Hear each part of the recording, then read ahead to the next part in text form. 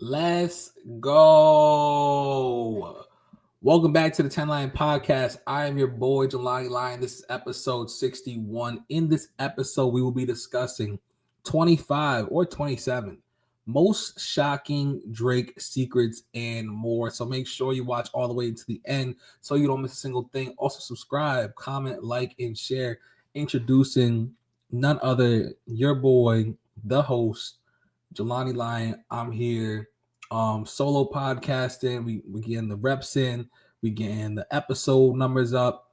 We getting the content out. So that's why we keeping it moving in the humble fashion. Words of wisdom. We always do the podcast with words of wisdom to start it to bless the podcast. Words of wisdom off the top of my head. Like, it's funny. Ironically enough, my words of wisdom is to keep going. I find that to be ironic because I feel like people told me to keep going at an early stage in my career, and I feel like certain people told me to keep going when certain people could have helped in my journey, in my quest, in my career. But so ironically enough, that is my words of wisdom, because it doesn't matter what part of life you're in. um doesn't matter what part of your career or your journey you're in. uh all you got is you and your family and who you surround yourself with. So keep going, keep pushing, keep learning, keep studying, keep pushing your craft and whatnot. And that's the best words of wisdom I can give off the top of my head, and what words of wisdom I'm giving myself, honestly. So like I said, first topic, or the topics that we got, I got 25 of the most shocking Drake secrets or topics, depending on how you want to go about it. Let me pull these joints up. So we're gonna be talking about Drake's lawsuit. We're gonna be talking about the Drake and Bad Bunny. We're gonna be talking about Drake's beef history. We're gonna be talking about Drake and women. We're gonna be talking about, there's gonna be a lot of Drake content and conversation going on today. So if you're a Drake fan, if you're not a Drake fan, make sure to leave a comment and discuss whether you agree with what we're discussing, or if you disagree, or if you hate what's going on, the content that's being pushed, or like just make sure, if you comment, that you have logic behind your comments and whatnot. Yeah, so shout out to Drake. Shout out to anyone that will be listening now or in the future. I'm definitely excited to get this going, how we got it going on right now. All right, so first let's get into it. Drake's lawsuit against UMG for Kendrick Lamar's Not Like Us record, diss track. So if we go here, we can see that Drake's lawsuit against UMG has been dismissed by the judge. Um, so it's really plain and simple. Like, Drake sued UMG for pushing Kendrick Lamar's Not Like Us diss track, and he sued them because the song allegedly had defamation of his character, when it was alleging that he was a PDF file and whatnot. Um, but it's a rap, it's a diss track. It's a diss track, and you're suing the label for a diss track. So I have many thoughts about it. Off the top of my head, I think this was the most boneheaded, just misstep probably in the whole Drake Kendrick beef. Um, that's from it coming out. That's from like the lawsuit, even the if going public and whatnot. But now that it's gone public, people have reacted to it going public. People were shaking their heads and in disbelief and saying different types of criticisms for Drake and whatnot. Now that the lawsuit has finally been dismissed by the judge doesn't even agree that this is valuable of their time, or going to trial, or any of that nature. it just makes Drake look even worse. Especially because, like I said in a prior video that Lauren from the Breakfast Club had did the research on the dismissal by the judge, and the judge's dismissal was 38 pages long. 38 page dismissal, basically saying that, just breaking down the rap beef, and saying that, excuse me, Kendrick's Lamar's Not Like Us is non-actionable opinions and whatnot. So it's like, you're basically, this is silly at this point. So yeah, that is, let me see what TikTok has to say about Drake's this Drake lawsuit. TikTok. Drake lawsuit dismissed. We're gonna switch it over to TikTok now.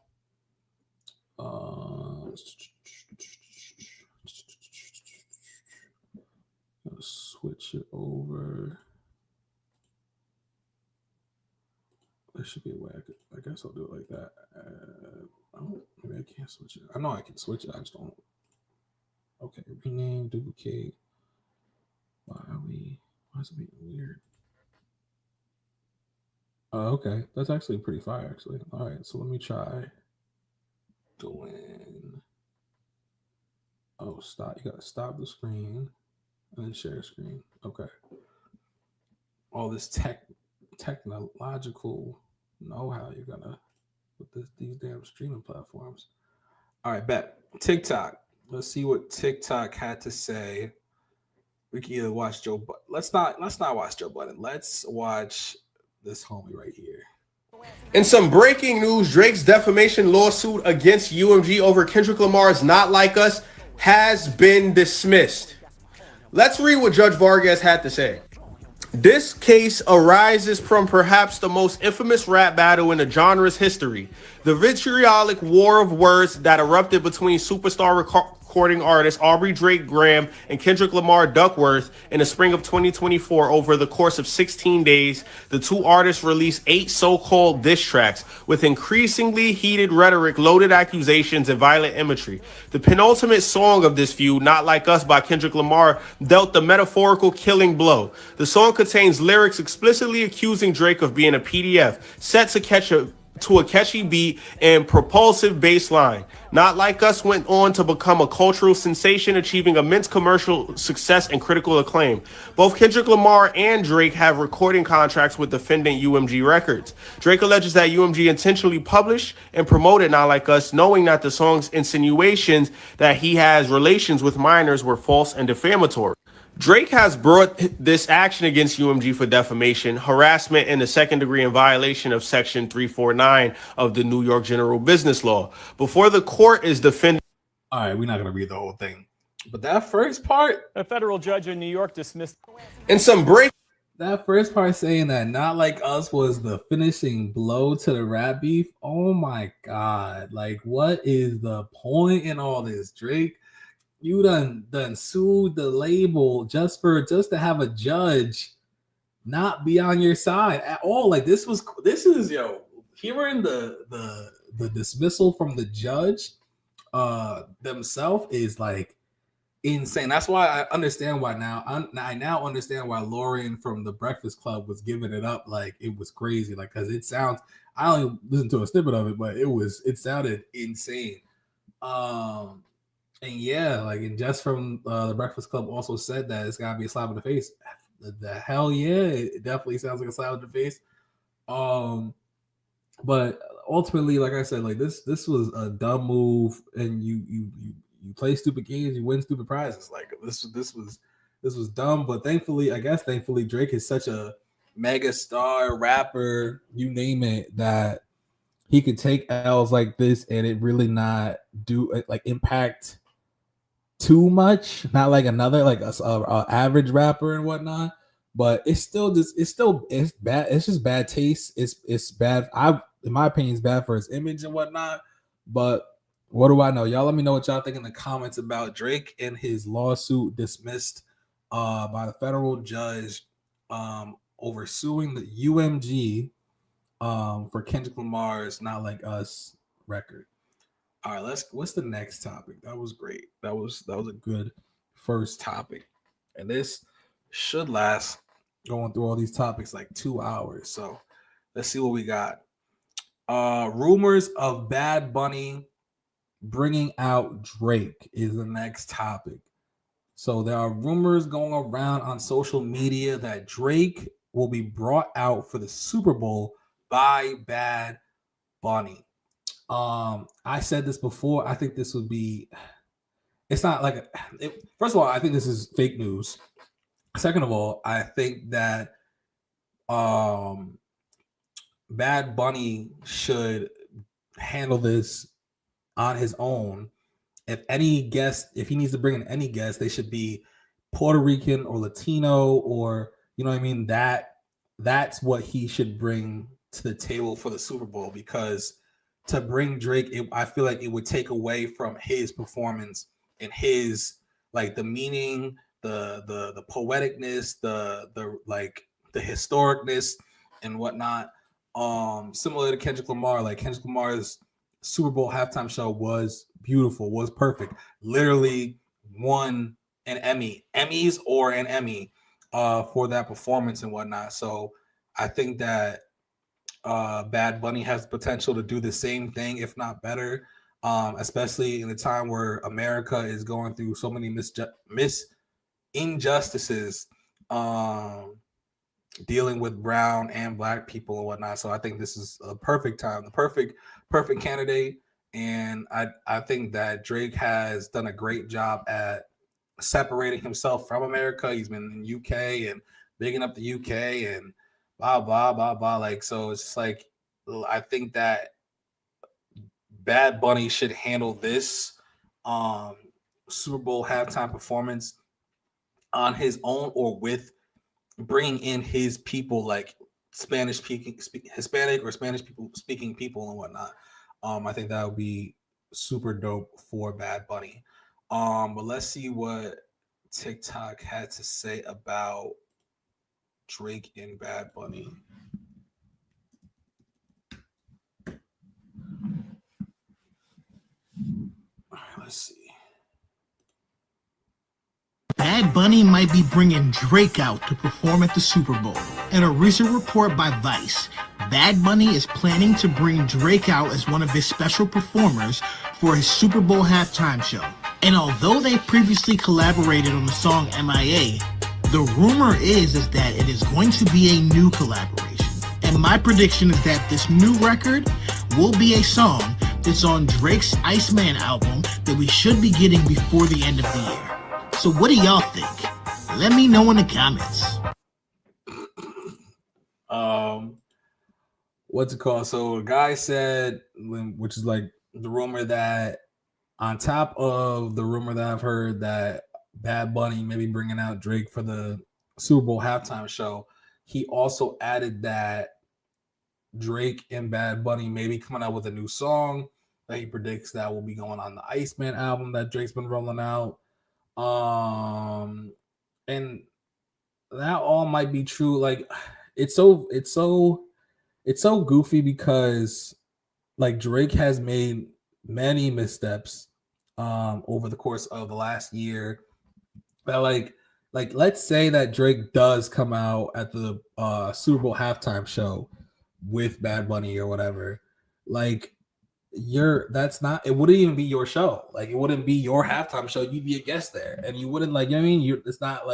It's not even equivalent to Kendrick's halftime show. Kendrick had his own halftime show. He wasn't the guest. Actually, he was the guest like years before, but like, it's not the same thing if you came as a guest to do like some collab songs with Bad Bunny. Like, it sounds dumb. And also I feel like in all ways it would just take away from Bad Bunny.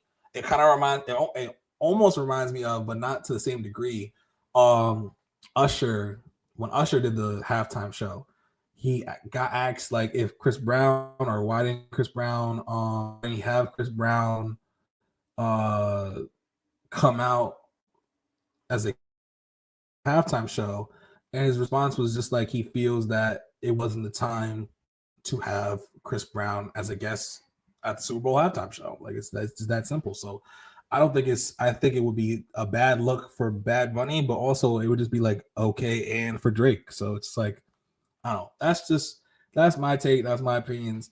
Like I said, y'all let me know what y'all think in the comments about Bad Bunny and the rumors of possibly bringing out Drake for the Super Bowl halftime show. All right, what is next? 2 for 2 with these topics. What is next? All right, our next topic is damn freaking finger. All right, next topic is Drake's evolution.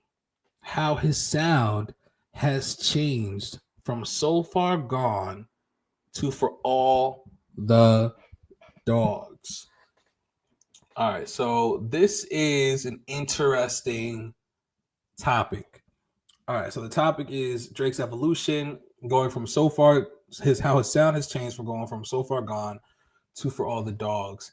And I want to say if we start from So Far Gone, like So Far Gone was a great intro to Drake's career.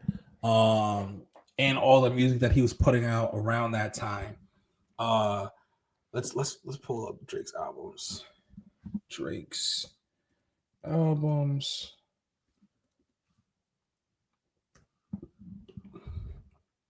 Oh, we gotta do it with this one though. Drake's albums. Oh, this is perfect actually. Let's share this tab instead.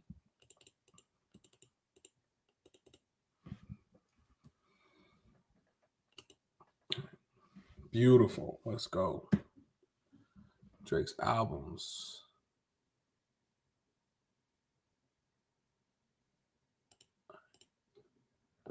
All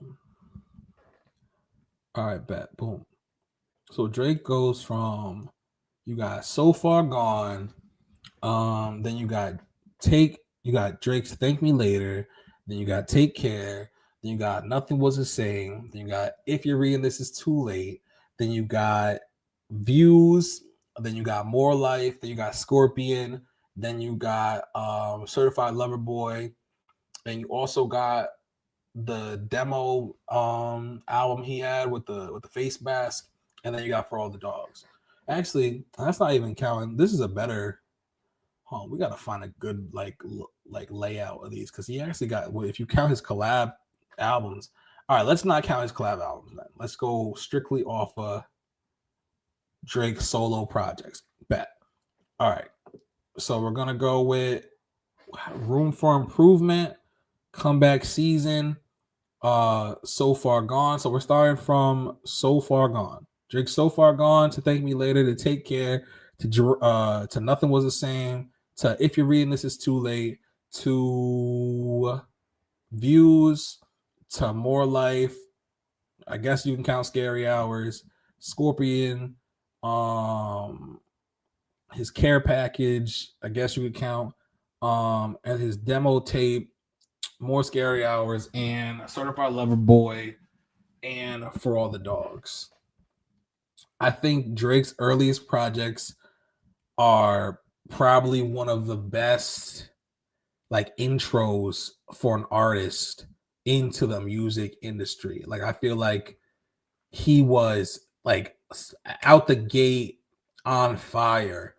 Also with the Lil Wayne cosign and the Nicki Minaj being his label mate, their collabs and whatnot. It was just such a perfect going from Degrassi, such a perfect introduction to an artist. And I think So Far Gone, at the time especially, was such a great album, or at least a good album. I believe that they say that his first number one album wasn't until his third album, which would be Take Care.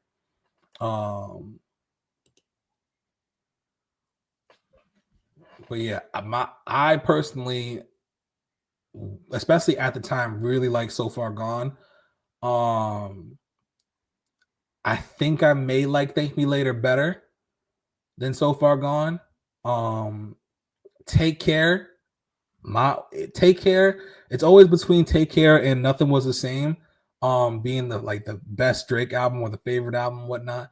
Take Care happens to be my favorite Drake album. I just think there's so many slaps on there. Like you got your club songs and your hype songs and your lyrical songs and your emotional songs. It's just like the perfect body of work, and I think even Apple has it like in the top 100 albums to have been released and in music history and whatnot.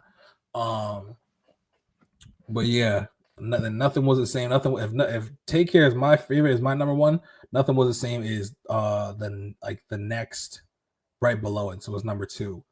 So If You're Reading This Is Too Late. I was just listening to If You're Reading This Is Too Late, and it's so funny. I mean, it's not funny. It's not like haha funny, but it's like sad is funny that like the way that Drake's music now, like I haven't heard Drake music. Nothing Was the Same in so long. Not Nothing Was the Same. Take Care so long.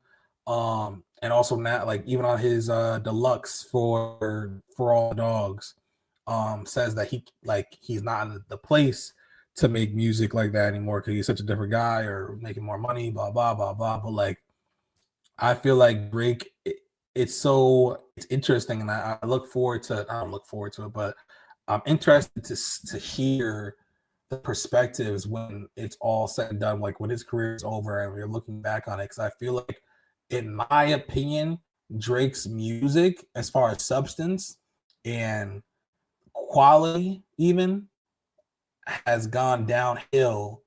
Like usually artists, especially like legendary artists, like top tier artists like J. Cole, Kendrick Lamar, Jay-Z, different people like Eminem, different people like that. But like definitely J. Cole and Kendrick Lamar, like their music has gotten better over time. The quality has gotten better over time. The substance has gotten better. The skills have gotten better over time. I feel like, in my opinion, I feel like that's the opposite can be said for Drake. I feel like he's not. His first album wasn't his best album, for sure. But I feel like it was a good album, and Thank Me Later was a good album. Take Care was possibly his best album. Nothing Was the Same level of best album. If You're Reading This Is Too Late was cool. It was like that's a cool album. That's not like we're a good album. Like not like a crazy album. Views is a good if not great album. I like More Life. Is it like the most? Is it the craziest album? No. And I like Scorpion. Is it the craziest album? No. And I like Certified Lover Boy for the most part. Is it a crazy album? No. So like that's what I'm saying. I feel like over time, especially now for All the Dogs, I don't even go back and listen for All the Dogs because of all the controversy, B, because there's really not many slaps on All the Dogs like that. That's why the first time in Drake's career, he came out with a deluxe album. And if you look at all of his other albums, there are no deluxe albums for all these different albums, for real. But yeah, that's just my opinion on the Drake's evolution. Like, I feel like Drake's, like, it's funny they talk about years ago, they were talking about Drake's golden era and that it was over and whatnot. And he was proving that it really wasn't at the time, like years ago. But now after the Kendrick like beef and all that, like I'd be surprised if we don't get another good song out of him. But it clearly has taken its toll, like on the guy's mentality, on subconscious, on his music, on different things of that nature. So it's just like, who knows if we'll get a really good album from Drake again. And that's not even like discussing like possibility of ghostwriting and whatnot. But I think that's one of our topics going forward. But if you hear this in the future, let me know what you think on the evolution of Drake in the comments. Just comment and let me know what you think on the evolution of Drake from his first album to his most recent album. All right, so what is our next topic on Drake? Our next topic is the Drake effect. How has cosigns boost lesser how his cosigns boost lesser known artists into mainstream fame. This is interesting. Let's look up Drake cosigns. All right. So when you look at Drake's cosigns, who pops up? You got, I think you can see Yeet. You'll see off the top of my head, I think, well, he did co-sign Ice Spice. He didn't get on a song with Ice Spice, but he definitely did co-sign her. Who else did Drake co-sign? He co-signed, you could say, what's his name? The McConan. I love McConan. He co-signed, he's co-signed a lot of artists. He co-signed, I guess he co-signed Big X the Plug. He didn't have another song with him, but he showed him love on his like Instagram story. But who else did he co-sign? He co-signed that Look Alive song. I think that was Black Boy J. He co-signed Bryson Tiller, of course. He's co-signed, I guess you could say he co-signed the Migos, co-signed The Weeknd. Who else? I guess you could say he co-signed Future. Co-signed 21 Savage. Who else? Like Kodak Black keeps coming up, so I guess you could say co-signed Kodak Black. They don't have a release song together. But we'll take that. I guess you could say he co-signed the Baby. He's co-signed a lot of artists. He co-signed, I want to say like he co-signed Lotto, co-signed Central C. I'm sure there's others that I'm missing. You could say he co-signed Giveon. Co-signed that blue guy. I think it was like Blue Vandross or something like that. Yeah, different artists like that. So like in that list, I probably named like 15 artists and whatnot. You could say he co-signed A Boogie, I guess. And that's also not taking into account the people that he's signed to his OVO label. All right, but let's dive into his Drake and his cosigns. Because in my opinion, let's read it again. Drake, this topic is the Drake effect, how his cosigns boost lesser known artists into mainstream fame. Does it? And if it does it, is it temporary or is it permanent? Because I feel like it might be 50-50, if not less than 50-50 as far as Drake's cosigns lasting. Like you got people like I Love McConan now who is working at like a restaurant when he had a hit song with Drake in like 2015 or 2014 or something like that. You got the Black Boy J guy who had that Look Alive song with Drake. Nobody knows where he is anymore. You got I guess if you want to consider Ice Spice being a co-sign of Drake's, even though that was really just like, I want to say it was flirtatious, but whatever. Her time has kind of come and gone. And then if you look at the people that Drake has signed, all the people that Drake has signed, the only one that has gained nearly the same traction as him is Party Next Door. And honestly, before, like, I love Party Next Door. I love Party Next Door's music, but I feel like The Weeknd is a good example of this. The Weeknd was co-signed to Drake's.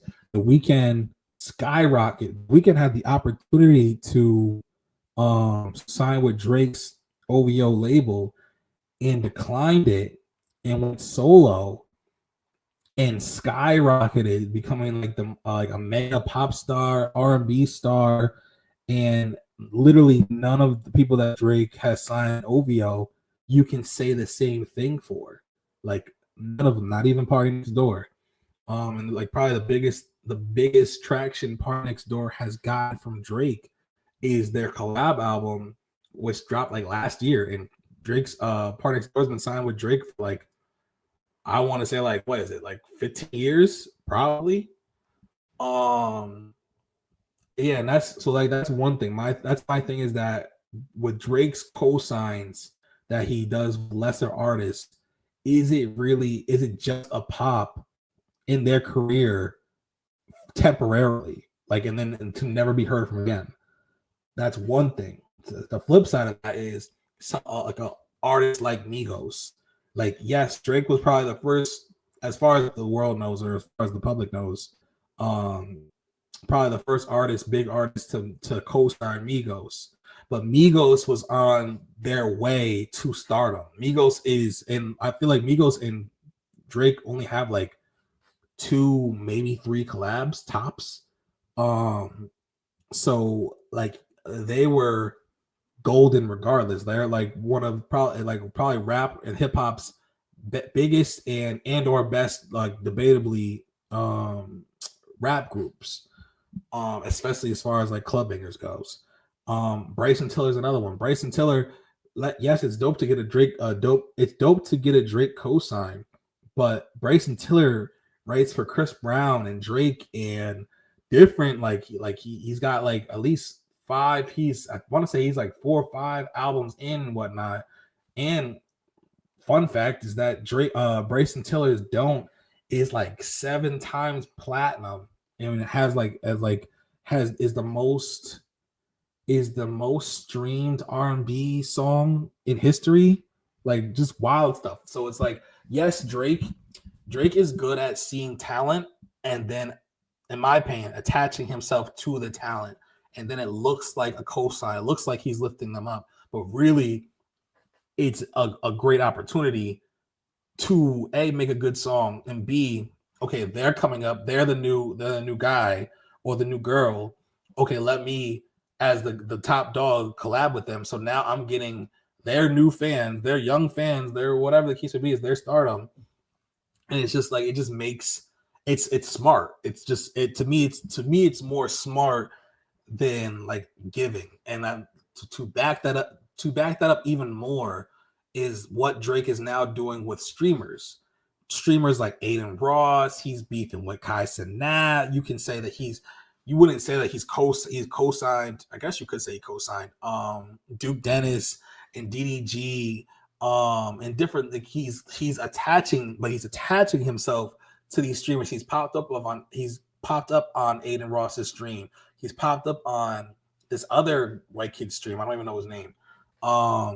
But again, streamers are winning right now. So now Drake has never been a YouTube guy like that. Never was on like PewDiePie and whoever else was popping on YouTube 5-10 years ago. But now all of a sudden, streamers are killing it. They're making millions of dollars by streaming.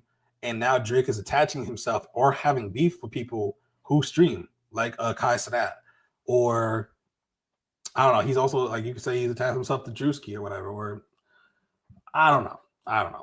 These are just my takes. I think it's more opportunity based when it comes to Drake and his cosigns, or an investment, rather than, oh, he's lifting up the next person coming. Because if that was the case, why do those connections, all those cosigns get lost in the sauce? Like, you don't see Drake collabing with Block Boy J anymore. You don't see Drake collabing with I Love McConan anymore. You don't see, like, you know what I mean? Like, if he genuinely loved the craft or working with them or whatever, why is he not working with them anymore? And why is he now moved on to streamers, now that streamers are the new dogs on the block or whatever? But I don't know. That's just my take.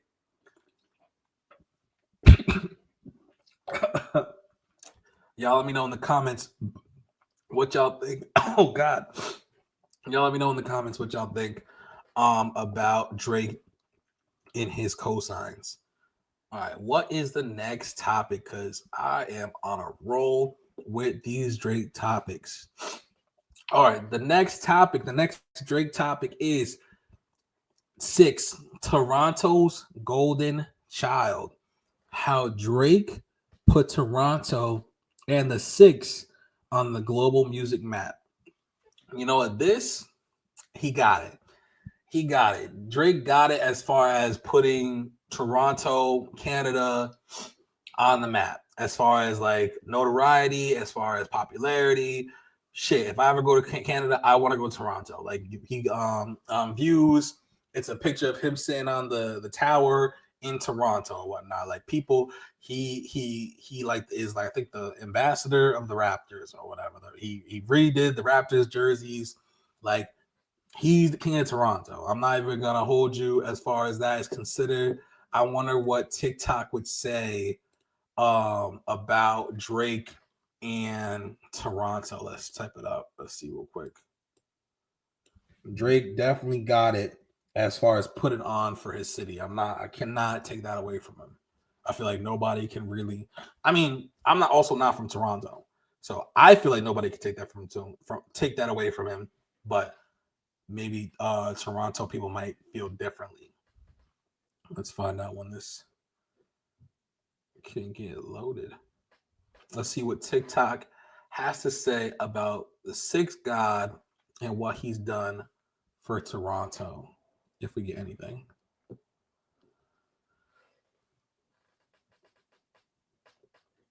Let's see what we got.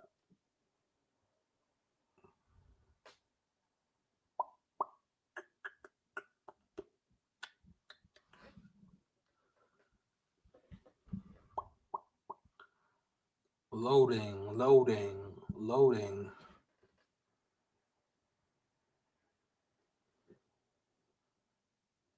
I think I also don't want to play like Drake's music. Oh, this is a classic.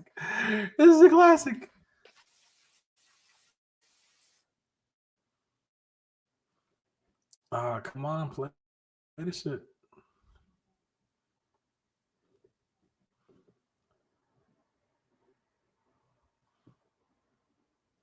All right. Let's try this again.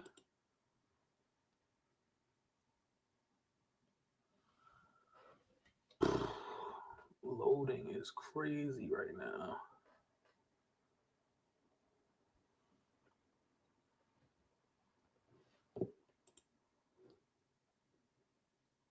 Drake said Toronto slang is ignorant. Legendary Drake interview game. Yeah, hell yeah.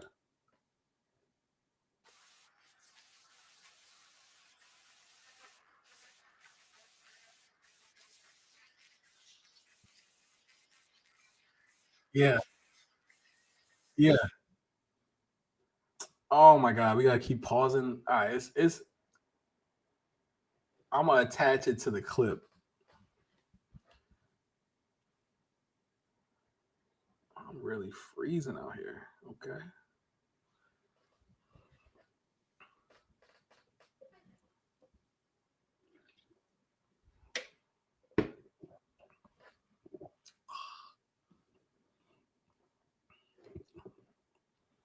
Come on.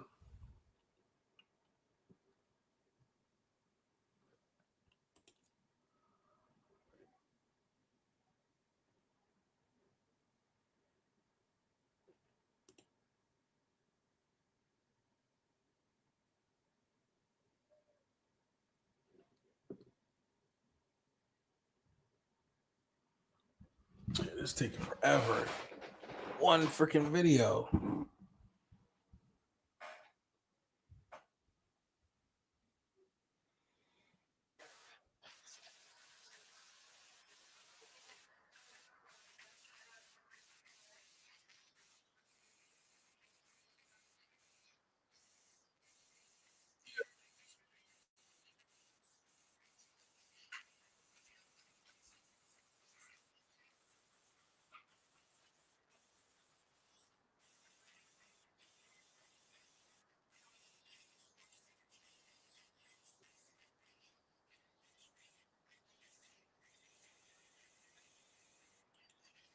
Yeah, I ain't gonna front. It seemed like Drake was on something with that, but it's fine. That is a classic, but that is Drake showing his love for Toronto, and the Raptors. Obviously, when they went to the championship, I don't know what year. I guess maybe no, definitely was 2023. I don't know what year. They went to the championship and won, but that is a perfect example of Drake showing love to Toronto and always showing love to Toronto and shouting out the six and proclaiming himself the sixth god and just putting the city on his back, and like he goes to the city and obviously people love him like he's a king now up there, so it only makes sense. But y'all let me know what y'all think about Drake and his love for Toronto and what he's done for Toronto and Canada and all that. Let's get into the next topic. What is the next topic? The next topic is Drake's R&B versus rap. Which side of his artistry connects most with fans? Yo, if I had to be honest, I feel like his R&B side connects more with fans. I feel like his melodic side connects more with fans more than his rapping does. But I think that's like an obvious choice. Like I enjoy Drake's rapping, but I feel like more people enjoy his melodic side, whether it's R&B or like a Caribbean vibe or whatever type of melodic vibe he's on.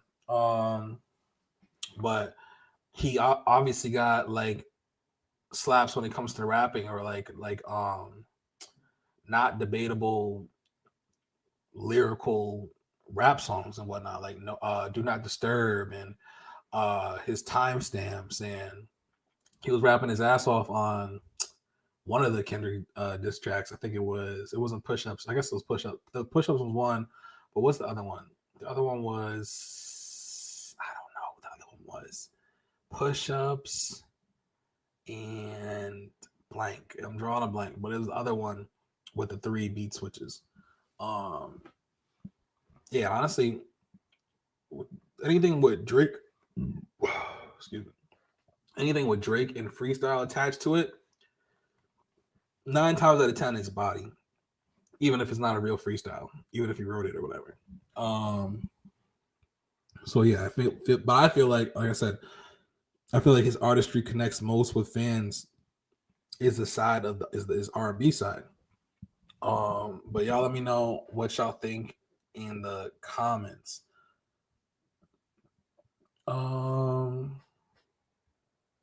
Should I check TikTok for that? Actually, let's check Google for that. Share this tab instead. All right, so Drake R&B songs verse rap songs. Like Drake could have a verses with himself, and that's pretty fire.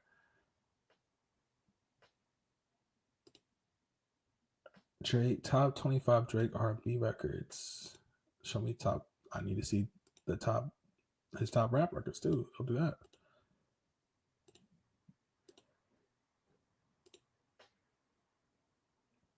Wait, greatest hits. I see it 20 for 20. No, those are literally the same. What kind of list is that? Best Drake songs. Let's see this list for the best Drake songs. So you got Champagne Poetry. I wouldn't say that. Omerta as rapping Drake. Nice for What? That's a Nice for What is a classic. God's Plan, also a classic. Best I Ever Had, great Drake song. Controller, it's I feel like it's between great and classic to me. Headlines, it was dope at the time. One Dance, classic. Hotline Bling, I like it. Back to Back, it was great at the time. 0 to 100, great at the time. Legend, classic. Too Good, good song. Trophies, good song. Middle of the Ocean, I gotta go back to Middle of the Ocean, but he was rapping his ass off on that. You Only Live Twice, You Only Live Once is a classic. You Only Live Twice, good song. Find Your Love, great song. Six God, don't know how it goes. Nonstop, yeah, I wanted it to stop. Mob Ties, good song. So yeah, that's a nice blend of his R&B side versus his rap side. So this is not a bad. This is a bad list for his best songs, but it's not a bad list of like a mixture of his rap and R&B side. But y'all let me know what y'all think in the comments. I'll save this. Yeah, y'all let me know what y'all think in the comments as far as Drake's rap side versus his R&B side. Let's get into the next topic. What is the next topic? We are going strong, 45 minutes strong in this bitch. What is the next one? Drake and sports.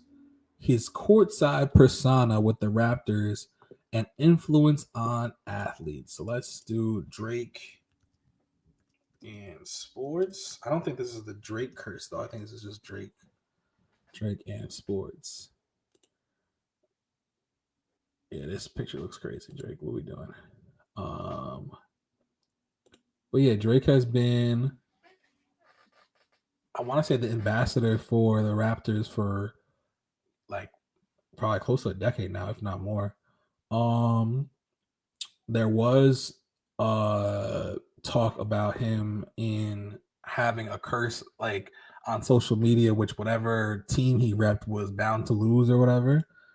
This right here, this picture right here is a classic. Him taunting Klay Thompson on the sidelines and whatnot. Him like mean mugging Steph Curry on the sidelines from the sidelines. He recently had his beef with DeMar DeRozan. Oh, he definitely has his beef with LeBron James. We missed this duo.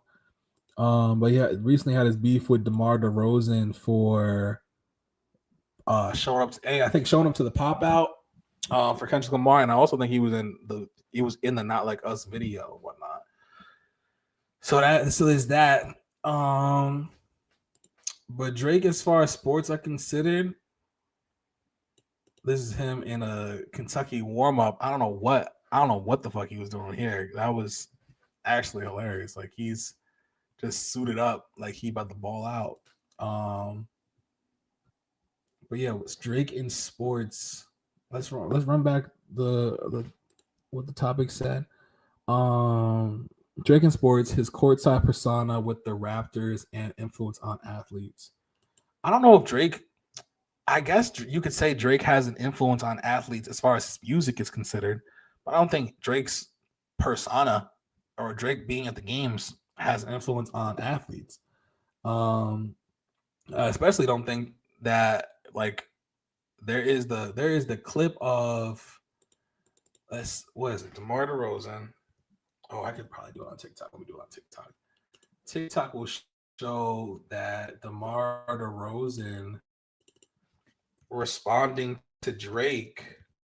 DeMar DeRozan responding to Drake. Like he wasn't affected by Drake's BS. We have a friend like Ack is such a dick rider. Let's see what Ack said.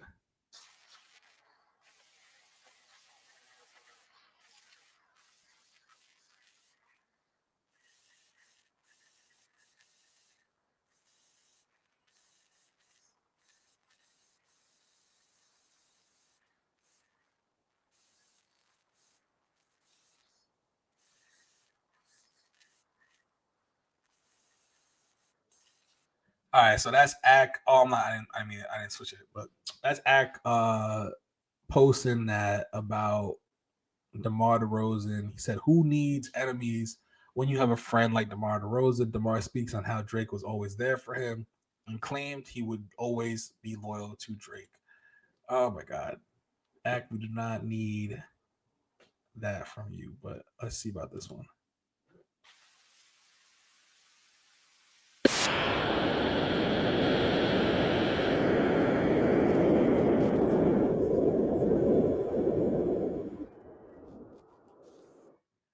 That's all we need to see about that. Like that was like he didn't care as far as him saying that he would pull down his jersey or whatever. If DeMar DeRozan's jersey got put up in the rafters, Drake said he would pull it down. And DeMar DeRozan, like, well, good luck. You have the long way to climb to do that. But Drake probably would do that. But at the end of the day, that really didn't matter to DeMar DeRozan. Like, I don't know. It is funny when you talk about Drake and sports and his influence on athletes. But y'all let me know what y'all think in the comments regarding that. What is our next topic? Oh my god, what were we 50 minutes in here? Let's see. All right. So that was Drake and sports. Next topic is the Drake curse. The myth or reality when it comes to teams he supports. This was a hot topic, I want to say, in like 2018, 2017, and like years prior and whatnot. It's definitely died down. But let's see what TikTok has to say about the Drake curse. Let's see what TikTok has to say about it. The Drake curse. Oh, that was bad. That was a spelling error. Let's see.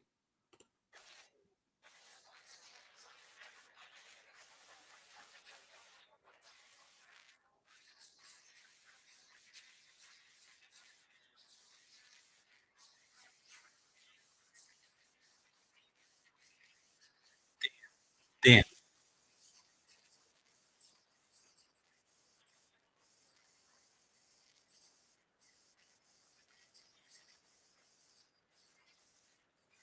Damn.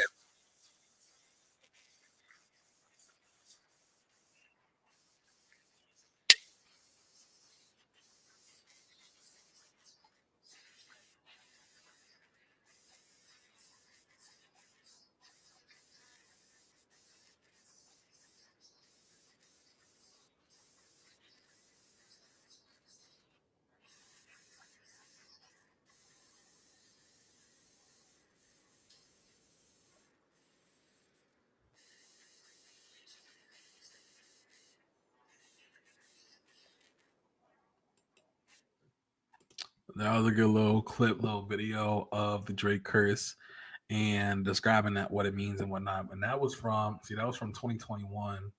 So no one really talks about the Drake curse anymore. It was just like kind of like a trend.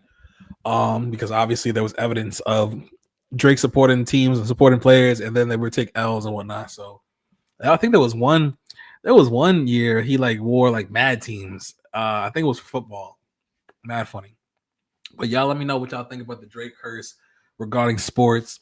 And is Drake cursed? Is Drake himself cursed right now? Let's see. What's the next topic we got? We are on topic number 10. Damn. And we are on freaking minute 53. But let's keep it going. All right, so the 10th topic, Drake's collaborations, ranking his most iconic features and duos.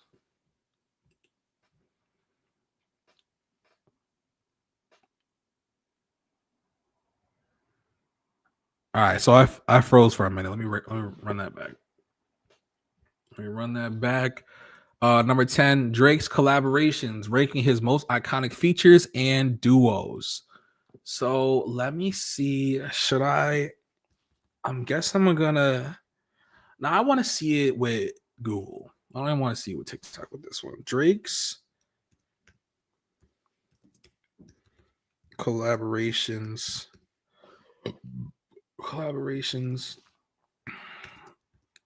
over the years. Let's see what we got. Let's see what we got. All right, so we got We got Drake and Future, obviously. We got Drake and Rihanna. That's a great one. Drake and Rihanna is top tier. Every song they got together is a slap. Drake and Rick Ross. The guys love Drake and Rick Ross. They bring great lyrical elements out of each other and whatnot. We got Drake and 21 Savage. I personally can do without Drake and 21 Savage. You got Drake and Lil Baby. And they're pretty good together. I feel like Drake doesn't need to do any more collab albums. I feel like he's done the most collab albums. We said Drake and Future. Drake and Future. Damn, RP to Drake and Future collabs, because after the beef, who knows if we'll ever see that again. We definitely probably will never see a Drake and Rihanna collab again, because the boy dissed her on his last album and it was messy. Drake and Party Next Door. I feel like up until their collab album, they couldn't miss when it came to collaborations. Who else? We got Drake and Central C. I think Drake and Dave, I want to say his name is. That's UK rap. Drake and Timbaland, I think they got a few classics. Drake and Khaled. What happened to the boys? Hopefully we see them like piece it up, but damn. Drake and Kanye. Real class. Yo, if Drake came out a little bit earlier, there'd probably be even better collabs with that, because Kanye obviously has gone through his own shit. We literally will never get another Drake and Kendrick Lamar collaboration, but they got a few collabs in the tuck. Yeah, Drake has collabed with mad people. We said 21 Savage. I'm not a big 21 Savage fan. Drake and SZA, we'll probably never see them collab again, but it was nice while it lasted. Drake, how can we not say Drake and Lil Wayne, the man that put them on? They probably got the best collabs out of all these collabs. It's Drake and Wayne, Drake and Future, Drake and Rihanna. Those Drake and Travis Scott, can't forget Drake and Travis Scott. But I feel like his collabs with Rihanna and Wayne, maybe throw Nicki in there, maybe. Yeah, those are his best collabs. This is when you talk about his collabs, that collab work, that collab bag is different. This Drake probably got the best collab career. As if you're talking about his features and his collab, we never have that kind of conversation. But he got a bag. I don't think there's anybody that could beat him. I don't think there's anyone that could beat him in a versus when it comes to his collab catalog. He got collabs with Eminem. He got that one collab with Eminem. He got one song or two, but I really think it's just one song with Justin Bieber. Got one song with Chris Brown. I think he got two songs with Chris Brown. But yeah, he's got a collab bag for sure. But y'all let me know what y'all think about Drake's collabs and what y'all think his best collabs is, what you think his worst collabs are. Let me know in the comments about Drake's collab and who has better collabs than Drake, if anybody. Let me know in the comments. All right, that was a good little topic. Can we get through 15 more? Damn. All right, we're at 10. We could do this. We're at 10. We got to get through 15 more minimum. Cause I really got 27, but I'm gonna probably stop at the 25, like the thumbnail says. All right, what's next? Drake's influence on fashion. Do we think Drake has influenced fashion? I think that Drake put out that when he put out the OVO on the Letterman, and whatnot. Like that was dope. Like and like his OVO brand is tough. But as far as fashion as a whole, I don't feel like Drake. I mean, and he also has I guess the Jordan collab or whatever. But Drake's influence on fashion from OVO to Nike partnerships. So I guess he had the Nike partnership as well. But like that's a partnership. That's not really an influence. I mean, I guess it is, but it's like I feel like when you talk about fashion and rappers, you think of like Kanye West and ASAP Rocky, maybe Travis Scott.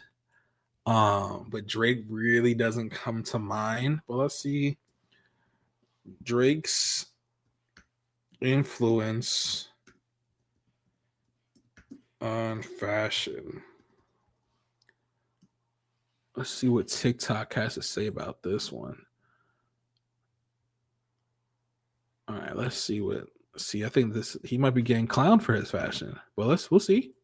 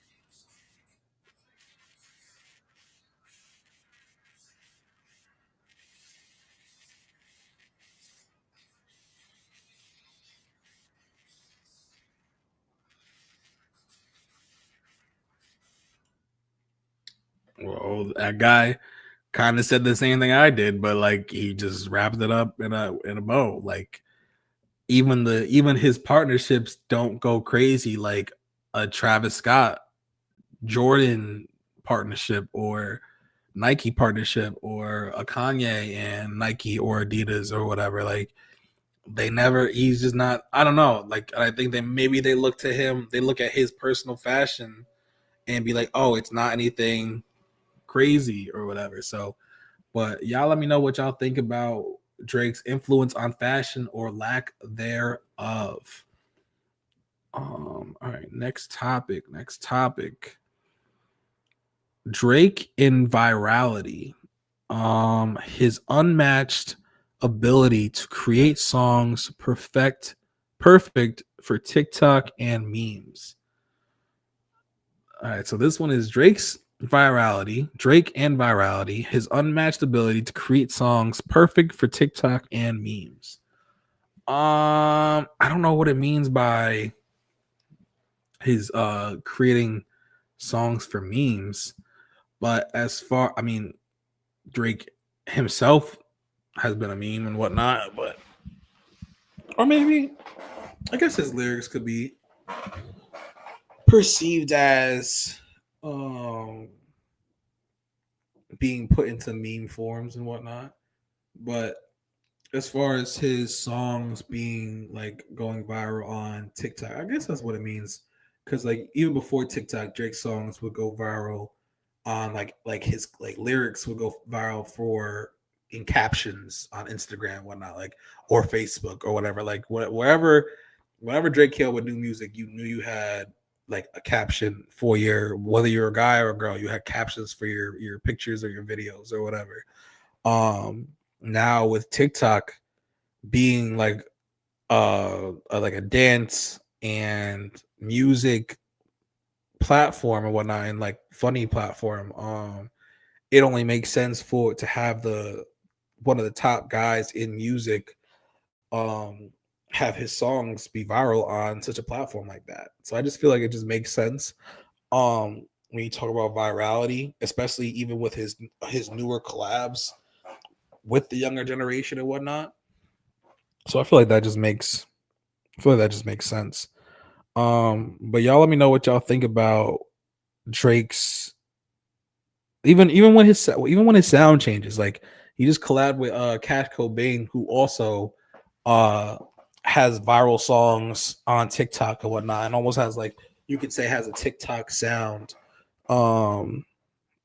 like type sound with it making his music and whatnot. So I feel like Drake was like has been the guy like one of the top guys in music for over 15 years now, going on 20 years. And he also collabs with people he knows is being looked at by the new generation. So I feel like it just makes sense when you break it down, and when you're having the conversation about Drake's music and his virality. Like I said, y'all let me know what y'all think in the comments about Drake and his virality when it comes to music, or when it comes to TikTok, Instagram, social media, those things. Next topic we got is Drake's discography ranked. Which albums stand the test of time? Oh yeah, I like this one. So this is Drake's discography ranked. Which albums stand the test of time? All right, so let's bring up Drake's albums. Let's go to his catalog. I'm gonna switch it over. Stop sharing. Share this tab. All right, Drake's albums. We're gonna rank them from best to worst. All right, so we got if we rank, we gotta rank them all. We can't just rank some of them. We gotta rank all these bitches. Where is it at? What about is that? Is honestly never mind. It's there for all the dogs. It's there. This will work. This will work. All right, so if we're gonna rank Drake's albums, not I guess his collab albums are here, except for the one with him Part Next Door. All right, if we're ranking Drake's solo albums, we're not gonna include the collab albums with Future, 21 Savage, or Part Next Door. If we're ranking Drake's solo albums from worst to best, we gotta I think For All the Dogs might be Drake's worst solo album. I think that's pretty fair. So how many are these? How many is here? 1, 2, 3, 4, 5, 6. Nope, 6, 7, 8, 9, 10, 11, 12, 13. Okay.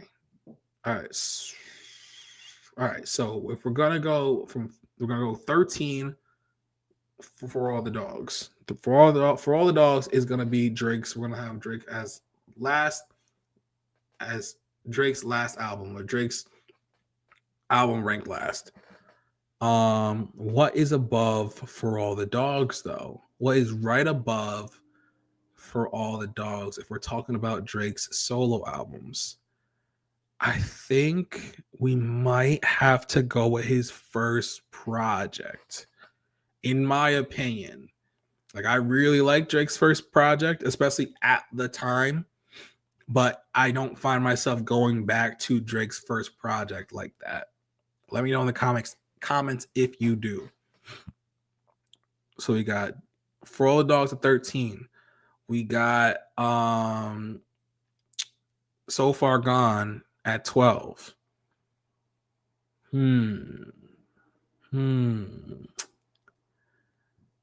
Now, I really liked honestly Nevermind. And I really obviously liked CLB.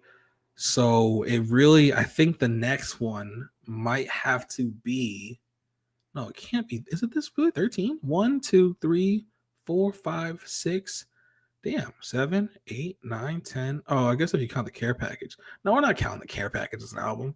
1, 2, 3, 4, 5, 6, 7, 8, 9, 10, 11, 12. All right, so it's 12. We're doing 12 projects. In 12th, we got For All the Dogs. In 11, we got So Far Gone. At 10, we got Thank Me Later. Now what's after Thank Me Later? This is where it gets dicey. Now, I like Honestly Nevermind, but I feel like most people don't, or people that I talk to anyway. Like I feel like girls might like it. I think girls might like it more than guys do. Let's get Honestly Nevermind at our 9 spot. So we got For All the Dogs at 12. We got So Far Gone at 11. We got Thank Me Later at 10. Honestly Nevermind at 9. All right. Damn, I need to write this shit down. Let me see. Let me write this shit down. Let's see. 12, 11, 10, 9, 8, 7, 6, 5, 4, 3, 2, 1. All right. So 12 we got For All the Dogs. At 11 we got So Far Gone. At 10 we got Thank Me Later. At 9 we got Honestly Nevermind. All right, so now we're at 8. Where do we go from Honestly Nevermind? In my opinion, we would go. It's between If You're Reading This It's Too Late and the Demos tape. Let's go the Demos tape. I think that's a very safe answer. And then go If You're Reading This It's Too Late. Now we're down to the top 6.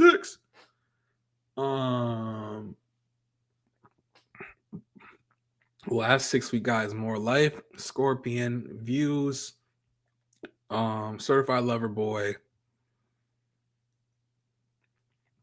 That's 4. Oh, Take Care and Nothing Was the Same.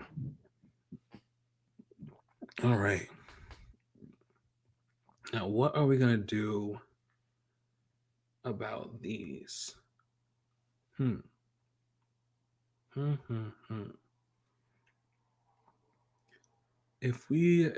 right, so after If You're Reading This Is Too Late, where should we go? I think it should be Scorpion or More Life. It's between Scorpion, More Life, Views, Certified Lover Boy. Scorpion or More Life.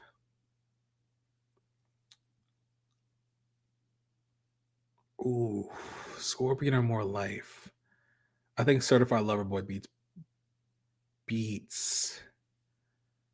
might beat both of those.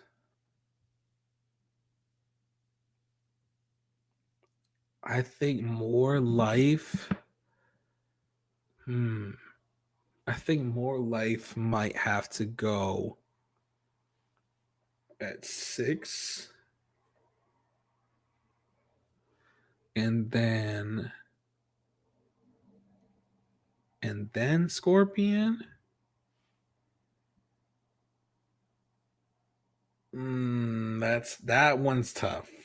I think Scorpion, that's a good spot for Scorpion at 5.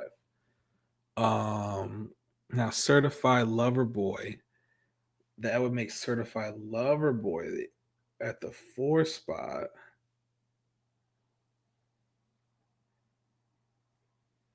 The only thing I am like thinking about is, should Scorpion be switched with Certified Lover Boy? Like, is which is better, Certified Lover Boy or Scorpion album? It's tough. They're really close in my opinion. I think they're really close. God's Plan is on Scorpion though. I don't think CLB has a song as good as God's Plan.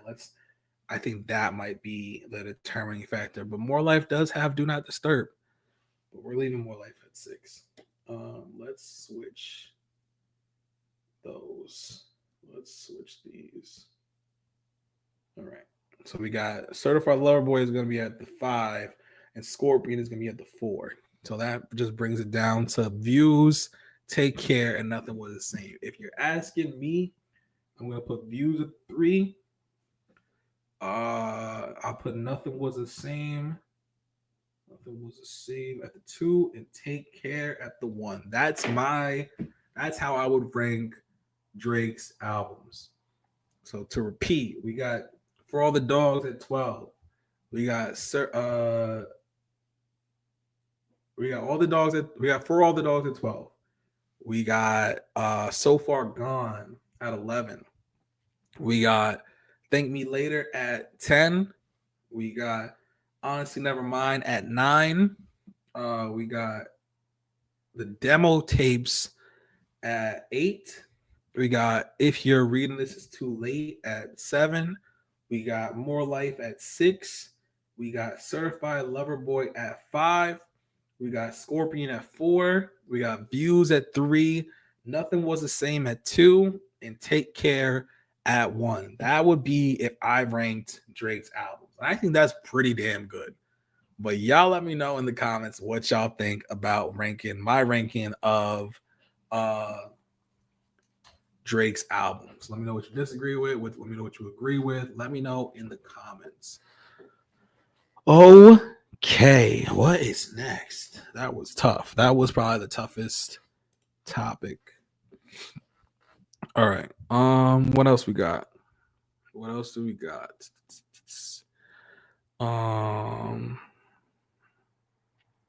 14. Is Drake the GOAT? Comparing his legacy with Jay-Z, Kendrick, and others. Is Drake the GOAT? Like the greatest of all time? That is a good question. For the longest time, Drake was my GOAT. So I'm interested. We're gonna go to TikTok with it. I'm interested to see what TikTok has to say with this question. Is Drake the GOAT? Honestly, I wonder what ChatGPT would say to that. Kanye says Drake is the GOAT. I don't really care what Kanye says. Kanye says crazy shit. Kanye said good shit about Drake, and Kanye says crazy shit about Drake. Young Thug calls Drake the GOAT. Is Drake in the same category as Hove? And that's Jim Jones talking about it. We don't want to hear Jim Jones. Someone said this is why Drake is the GOAT. Let me hear what they got to say. Let me hear what they got to say.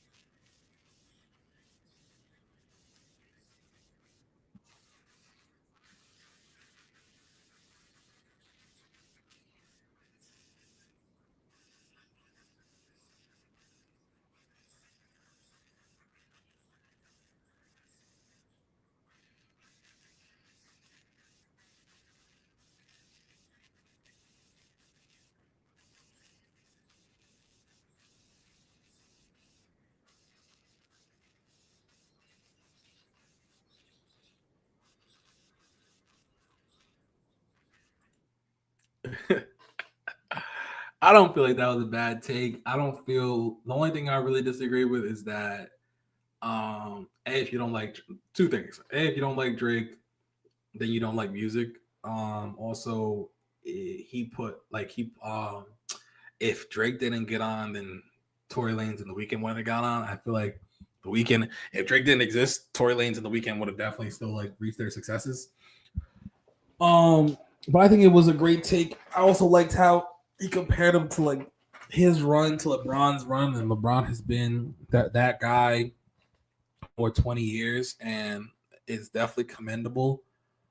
Even with his losses. So for Drake's recent loss and like a couple like run of losses or whatever, you can't deny the greatness in his career and his catalog and whatnot. So like I said, I feel like that was a great breakdown.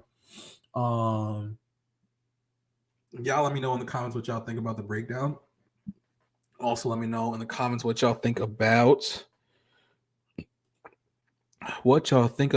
Drake being the GOAT. Is he the GOAT? Is he not the GOAT? Is he one of the GOATs? I think saying that Drake is one of the GOATs isn't a bad take. But that's just me. Now let me know what y'all think in the comments.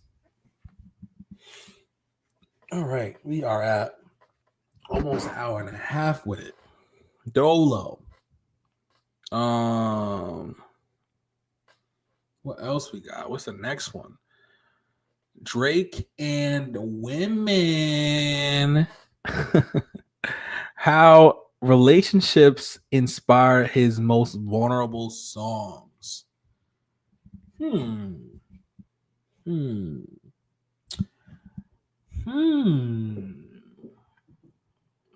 This might be a Google search. Drake's most vulnerable songs about women. I feel like this is a good. Oh, I didn't mean to do that. All right, let me undo that. I feel like this is a good topic because I wouldn't say recently, but definitely over the span of Drake's career, he has, if not named songs after women from his life and whatnot. And I wonder what Drake's most vulnerable songs would be concerning women. You got Marvin's Room, Shot for Me, I guess Summer Games. I think Summer Games was about Serena Williams, I'm pretty sure. The different women in this bubble are Rihanna, Serena. That looks like Karuche, but that's crazy. That looks like Black China, but I'm not sure. And I don't know who that is. Own It. Own It is a classic. That's a dope like low key like woman empowering song and whatnot. Can't forget Nice for What, classic. Take Care featuring Rihanna, dope love song. So yeah, I think women have heavily influenced Drake's music and his career and whatnot. If not half of his songs, probably more than half of his songs, are about women and his relationships and whatnot. So I feel like that's goes without saying. I think that's honestly dope. Especially when it's not him dissing girls like he's done with Rihanna and whatnot. Honestly, I feel like that's another thing I feel like he needs to get back to. Like I feel like he doesn't really do that anymore. I think he's just tending to the younger generation. Like, bro, if you're about to be 40, you're 38, about to be 39, I think. Yeah, about to be 39 this year, October, or this month, it's October. You can't and you shouldn't want to relate with the younger generation. Like, it's hard for me to relate with the younger generation. I'm 29 and I can't really relate with 21-year-olds for real. Like, it's just like, or 20-year-olds, or definitely not any younger than that. So it's like, you just need to be 40 and instead of trying to relate with them or like whatever the fuck, like be an example, or like let your music, let your mind, let yourself mature to make great classics. But that's just me. What do I know? Y'all let me know in the comments what y'all think about Drake and his most vulnerable songs regarding women. What is our next topic? Our next topic is Drake's versatility, his ability to blend Caribbean, UK drill, Afro beats, and more. Um so now this is a funny topic because you can look at it from the sense of Drake's versatility. Then you can also look at it from the topic or from the perspective or the angle of Drake being called a culture vulture. And honestly, a big part of Kendrick Lamar's diss tracks were coming at Drake being a culture vulture, um, and other things, obviously. So it's ironically enough, his versatility, quote unquote, has been one of his, I want to say one of his biggest, not weaknesses, but downsides or weaknesses, or just one of his biggest things he's been criticized for. Um, because you look at, but honestly, my favorite joints is when he does like a Caribbean his Caribbean version of songs and whatnot. Like he hasn't done that in a while, but there ain't too many bad songs that he has with those.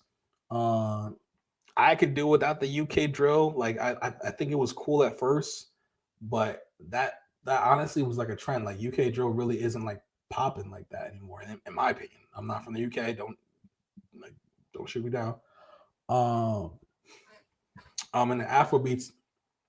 I don't know if there's a big difference between. I mean, there is a difference, obviously, but I feel like they're in the same like spectrum or same side of the spectrum. Afro beats and Caribbean sounding music and whatnot. Uh, but yeah, I feel like I definitely wouldn't care or talk about this Kendrick stuff if he was leaning towards that. Just make you how you let the freaking summer go by and not drop any Caribbean anthems or Afrobeat anthems. Like, oh, and you don't even collab with them enough. Like you could have been made some fire with Burna Boy or Rema or Fireboy or whoever, and then they be like they gonna embrace your light skin ass. They're gonna embrace you and they're gonna make some fire with you because they know that's gonna go up the charts. Oh my god, who on the Joe Budden podcast they said that Drake don't got real friends, and I'm starting to believe it because who is telling you to keep running to 21 Savage and Young Thug and Lotto and all these Atlanta rappers? Like, no disrespect to Atlanta rappers, but there's so many more people out there to collab with. God, like, and they don't gotta be white. Don't fucking go collab with whatever his name is, Morgan Wallen or whatever. Like, just like shit. But y'all let me know what y'all think. Y'all let me know what y'all think about Drake's versatility and or Drake being a culture vulture. Is it one of his biggest strengths or best strengths or one of his greatest weaknesses? Y'all let me know in the comments. Oof, we are killing these topics. I don't even know what number this is. Next one is we are at 17. We're like 3 away from 20 and then like 8 away from 25. But we can do this. This is where you gotta lock in. All right. We are at 17. The business of OVO. How his brand extends beyond music into fashion and festivals. This one I'm gonna go to TikTok for. The business of OVO.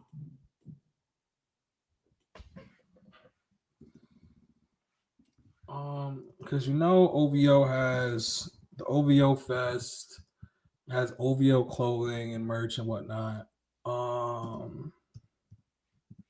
Also its label, who Drake has people or artists under him and whatnot. But the business of Drake's OVO. Let's see what clip we can find from TikTok. Who was a manufacturing brand famous? Talking about his clothing. The story of Drake's OVO store in NYC. I don't know if I want to. What makes the OVO team so great? I guess we're gonna go with clothing. I guess we're gonna watch 2 videos.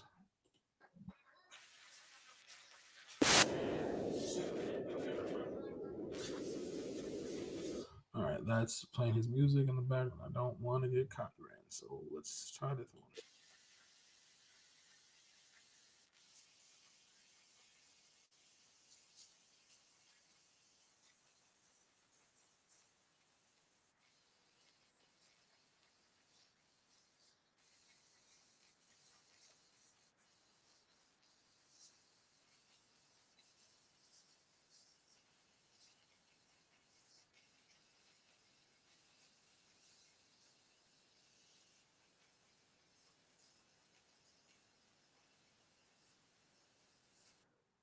All right, I guess that was cool. That was about Drake and his manufacturer. Let me see what this is about.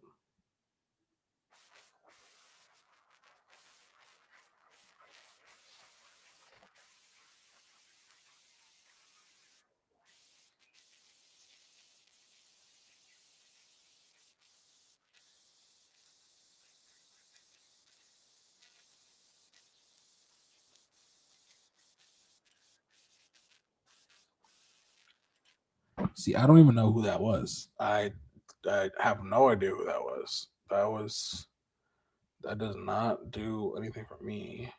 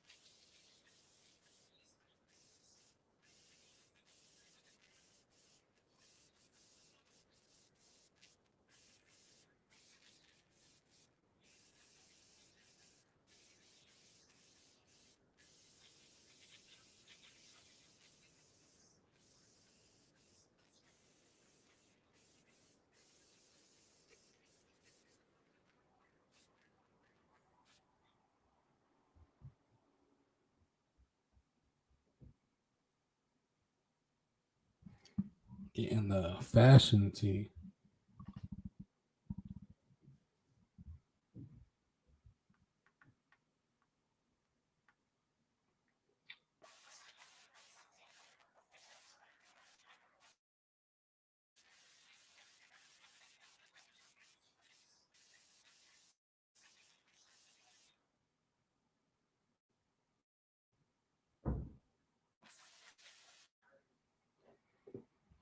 Okay, so he basically said that OVO's clothing is a scam. I don't know. That's what I heard, but shit, y'all let me know in the comments what y'all think of that breakdown. And I mean, but it was also interesting because we got to hear from like a real fashion guy who is in the fashion world and really dissecting this shit. So that was kind of cool. Y'all let me know what y'all think in the comments. What number are we at? Oh my god, I might stop at 20. I am ready to be done. That was the wrong button. We are at 18.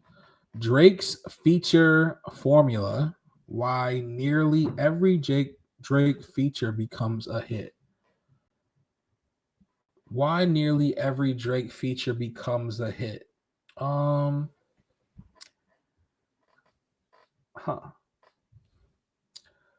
Is it really a formula? It's I feel like it's usually either just a verse, if not a hook and a verse. So that's where I like beg the question: is it much of a like? I feel like a song, like if he's writing a song or creating a song, that has more of a formula to it than just his features. But maybe we'll find a clip on TikTok. Drake's feature formula. Someone's gonna break this down.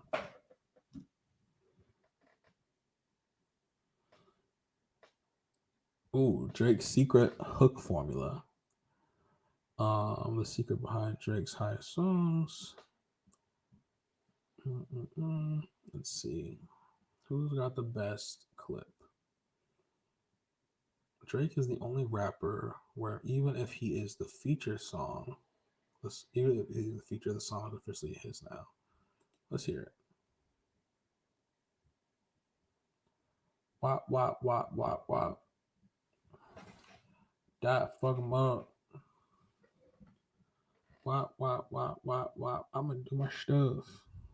Why you trolling like a bird? Ain't you tired?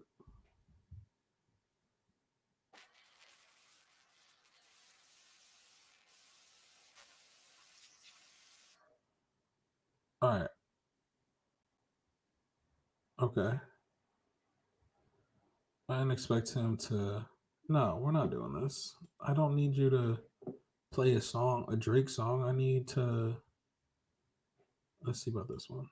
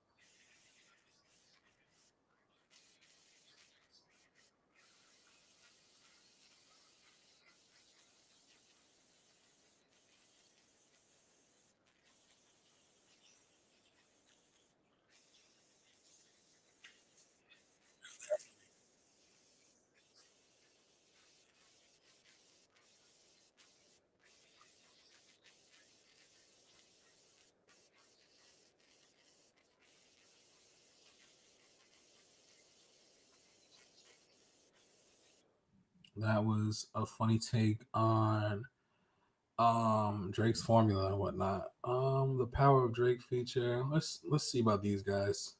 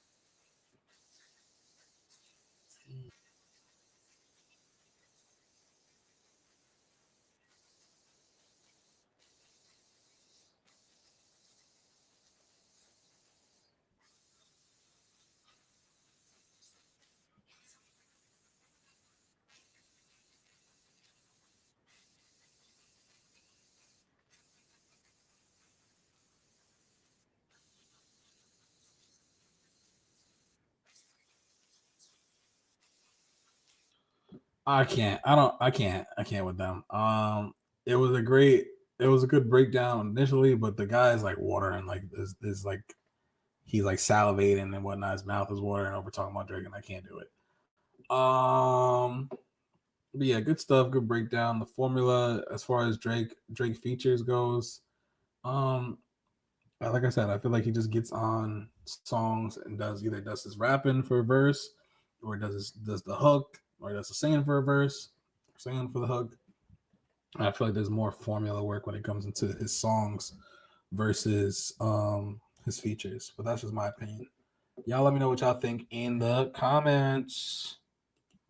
Next topic. What is this? Topic 19? Please be topic 19. Let's go.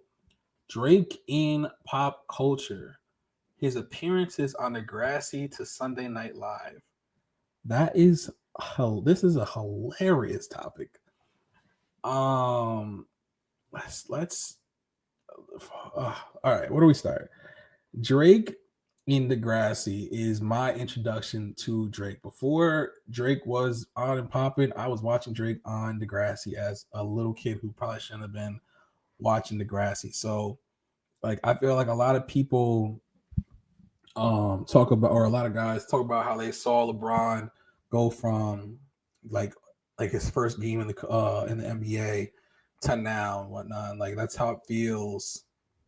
Like, as far as watching Drake from the Grassy days to now and whatnot. The only thing is I feel like Drake has lost not necessarily lost himself, but he's not the same person he was back then. When you're not supposed to be, you're supposed to grow. But I feel like his music didn't mature over time. I feel like it immatured over time. And I think he just likes to tend to different audiences rather than making music that is good for the soul or good for the mind or thought-provoking or like doing different, or you know what I mean. Like, I just feel like he was doing that more back in the day. And I feel like that's something I hadn't said in this video, is that Drake, when he came into the game, he had the big shoes to fill, but also like the big dogs right beside him that he had to keep up with, that he had to rap with, like Lil Wayne, like Rick Ross, like Jay-Z, and whoever else. Honestly, like, you know what I mean? Like, he had to rise to the occasion. And I feel like now he's rapping with like Central C and Yeet and 21 Savage and Young Thug. You know what I mean? Like, this is insane. Like, this is actually ridiculous. Like, the difference, like, at least like when J. Cole raps with these people, he gives us like one off, and then you like see like, oh, you see the difference. The separation is really different when I rap with these guys. But this Drake is like, that's his go-to, is to do like these features with Atlanta rappers, and like you don't rise to the occasion anymore. You've honestly lowered the bar. But that was all from Degrassi. I don't know, his Saturday Night Live appearances, didn't really care for. I'm not a big Saturday Night Live guy. I think it was funny. I think it was in the middle of his Meek Mill beef. And I think he even had I'm confusing when he hosted for the no. There was back to back was like a big thing that he like reran. So like I think that was like strategic for him to be on Saturday Night Live and him like push his music while he was in the middle of a beef and whatnot. But y'all let me know about what y'all think about Drake and pop culture. Last topic. We're stopping at number 20 because this is crazy. And honestly, I feel like there's been 5 facts or secrets y'all didn't know in the last 2 hours. We talk about Drake. So last topic 20 is Drake's lyrics. Ooh, the next one was the ghostwriting controversy. So maybe there'll be a part 2 to this. I don't know. But this last topic is Drake's lyrics. Does he get enough credit as a writer? That's a good question. I would say no. Because honestly, I don't know all the people that Drake has written for. Like, I know he's written for Kanye. But also I know that he's had songs written for him. So I think that's kind of what it is that you have, yes, you've written for people. I think he's written for Alicia Keys. So yes, you have written for people, but you've also, as a rapper, have had your raps written for you, like by Quentin Miller, by Lil Yachty, by on the R&B side, Party Next Door, or The Weeknd, or whoever, or Bryson Tiller, or whoever. So it's like, I think definitely in a reality where Drake doesn't have ghostwriters or isn't like taking other people's songs or reference tracks or whatever, I think definitely he gets more props for his writing capabilities and being a writer for others, because not only are you creating slaps, but you're creating slaps for others. And it's but I feel like it gets shaky when you take into account that him as a top rapper has his songs written for him. You know what I mean? So I don't know. I feel like it gets messy, and it takes away from his writing ability, or the praise for his writing ability or whatever. Because honestly, these days you don't even know what songs he's written versus which songs are written for him. Like I saw on TikTok, there was a guy that was in an interview saying that he wrote Best I Ever Had. And if the guy really wrote Best I Ever Had and it wasn't Drake, oh my God, I don't believe nothing anymore. I don't believe a damn thing. But that is just my opinion. What do I know? Y'all let me know in the comments what y'all think of Drake and Drake's writing ability, Drake's lyrics and whatnot. But yeah, that was 20 topics of Drake. And I'm sure within those 20 topics, there's 5 in there, like 5 gems or whatnot. But whew, this was a long, almost 2 hours worth talking about Drake nonstop. And y'all did not help me because y'all was not in the comments doing what y'all supposed to be doing. So hopefully when I clip this up, y'all have comments and opinions and questions and takes and whatnot, and engagement and whatnot. But yeah, if you see this in the future, make sure you like, comment, and subscribe. This is the 10 Lines Podcast. I appreciate you for watching, and until next time, keep it going.